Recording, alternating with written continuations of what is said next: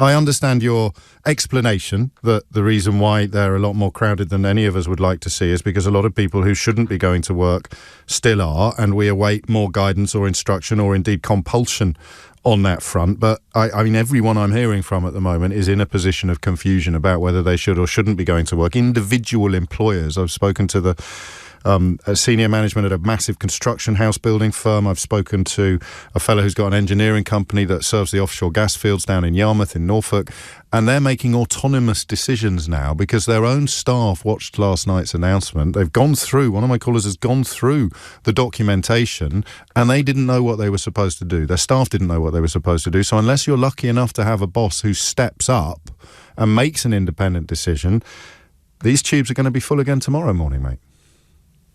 Yeah, can I just do the issue of the tubes? So we have currently on TfL 30% of our staff who are either sick because of the coronavirus or are self-isolating, 30%. Mm-hmm. So actually, it's very difficult for us to ramp up, even if we wanted to, the amount of tubes we're providing. So I've got to be honest with your listeners about our capacity to do so. I'm looking into whether we can provide additional buses to replace some of these lines, but actually people shouldn't be using public transport. People should be at home unless there's a very good reason why they've got to go to work. In relation to construction workers, again, yes, one of the points I made last night was construction workers, unless it's for safety reasons, should not be going to work. But they are. The city, your city, the city of which you are mayor, is full of them. But this is my point. I was overruled by the Prime Minister, who doesn't believe that construction workers should be at home. The Prime Minister believes construction workers should be going to work and they can do it safely. I'll tell you this, I've worked on a building site, I've been a labourer, but also I've visited many building sites. The idea that construction workers can stay 2 metres apart during the course of a busy day, but also the idea that we can't put on hold certain construction work in light of this public health crisis, I find astonishing. Well, what explanation did the Prime Minister give you? One of the things that is clear members of the government want us to do is to carry on, inverted commas, business as usual as much as we can in relation to the economy. And what I think has not landed is the fact that we face not just a social and economic crisis, but a public health crisis. And I'll tell you this. You can't really believe that. After you still think the government is not fully cognizant of the public health aspect of this crisis? Well, I think it's inexplicable to say that people should be going to work unless there's a very good reason. They are going to work because of the lack of clarity. I understand why if you're the Chancellor of the Exchequer or if you're the Prime Minister, you are concerned about the economy. But in my view, that's the second, third, fourth, fifth, sixth concern. The primary concern must be the health and well-being. And I'll tell you this, at the moment, as we speak, and I've got figures that are 24 hours old, I've not got the recent figures, 335 people have died prematurely because of this coronavirus. That figure's going one way. This is not just a number. These are men and women who've died, whose families are grieving because of the coronavirus. That's why I'm saying the most important thing must be public health. The other issues are important, don't get me wrong, but they're a secondary or tertiary issue. What sort of coverage do your staff that are off sick get, and TfL staff that are in that 30%, 30% of the TfL staff who are staying at home? They're quite well looked after, presumably. Yeah, I mean, we're lucky. I mean, I've got to say, people who work for me in City Hall are employed. We've made sure they can work from home. They get full pay if they're sick or isolated. We've also managed to secure with the contractors who do our cleaning in the underground. They're employed by a big employer, and we managed to secure some time ago with their employers, if any of those cleaners who clean out, our underground, clean the TfL estate, if any of our cleaners are sick or self-isolating, they don't receive statutory sick pay.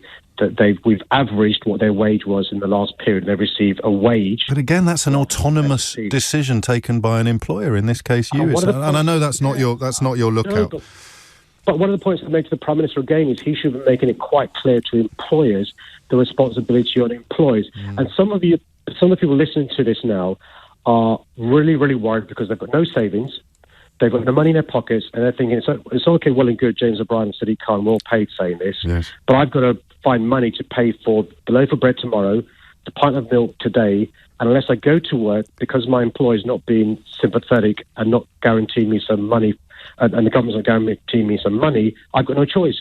And that's why the government's got to step in. And by the way, this is not a handout, it's a helping hand to get us through this crisis. Just to be clear, no one is suggesting that people currently charged with building hospitals or important facilities should stay at home, but people building hotels, for example, or restaurants that aren't going to be able to open anyway, the idea that work has to carry on is crackers.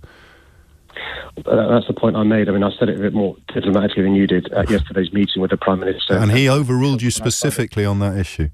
And every single government minister who spoke overruled me. And I think it's really important for the government to understand the scale of the challenge we are facing. And of course I understand bills are going to be paid for from the government, and the government's going to pay for the support being given to people. But, they've got to realise people are dying. In the meantime, people are making choices for reasons I understand, because they're self-employed, freelancers work in the gig economy, and the government's got to step in and help them. I can't find any justification for people who, when we know we've got a global pandemic, we know hundreds have already died, but thousands could die and will die unless we take big steps, why the government doesn't make it quite clear that actually these are instructions that should be followed. People must stay at home unless there are one of four reasons why they've got to leave home. Basic necessities of food, medicine, exercise, or one of those critical jobs. These are, as we know, very polarised times. In fact, the polarisation has doubtless played a part in a lot of the problems that we're seeing, which is why I derived a lot of comfort and encouragement from you last time you were in the studio with us here at LBC, and you expressed very broad support for what the government was doing. When did you change your mind? I think all of us, you've got a big role, and so do I, in always challenging not just the government, but experts. And I think me being challenged leads to me making better decisions, because I can kick the tires and all the rest of it. And I've been, throughout this process, trying to kick the tires as best as I can. Last Monday, James, I was for the first time invited to COBRA. We discussed last time I was on air. Yes, we did. To Sadiq, my frustration that being in there of a global city, bearing in mind we've got 4 airports serving us, Crossrail, Big Bang, Eurostar, etc., we weren't being told the information and invited to COBRA. Last Monday, I was told for the first time that London was weeks ahead of the rest of the country, that the NHS was coping at the moment, but within 2 weeks wouldn't be able to cope. And that's when I started making the strongest representations possible to the Prime Minister to shift gear. He's been moving slower than I would have wanted.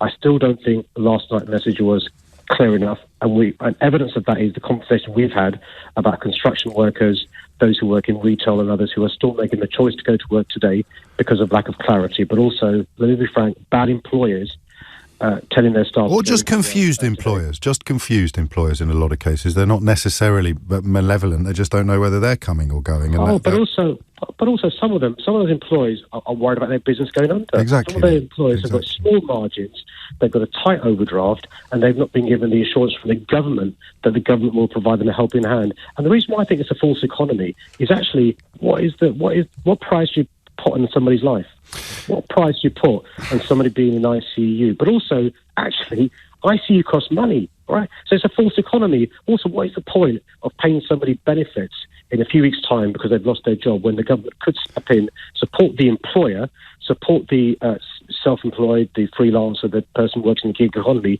to give them some assistance now to avoid them being unemployed?